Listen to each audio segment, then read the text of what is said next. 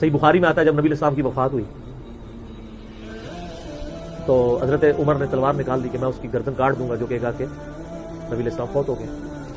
ان کا یہ عقیدہ تھا کہ جس طرح موسیٰ علیہ السلام 40 دن کے لیے کوئی طور پہ گئے، نبی علیہ السلام بھی ڈورمنٹ پوزیشن میں چلے گئے، واپس آ جائیں گے، کیونکہ انہوں نے نبی علیہ السلام سے سنا تھا کہ رومن اور پرشین امپائر گرے گی، تو وہ یہ فورس ہی کرتے تھے ابھی تو کسرا کی جنگیں ہم نے لڑی نہیں ہیں، تو حضور اس سے پہلے کیسے دنیا سے جا سکتے ہیں.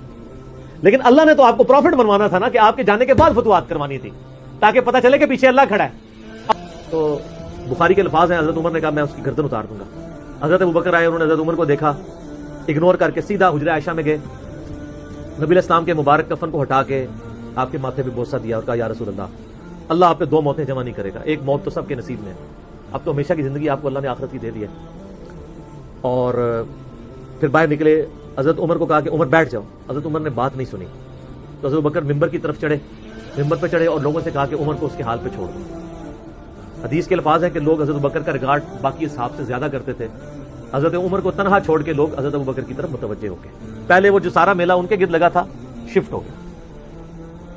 تو انہوں نے حمد و صلات کے بعد انہوں نے کہا اما بعد فمن کان یعبد محمدا فان محمد قد مات.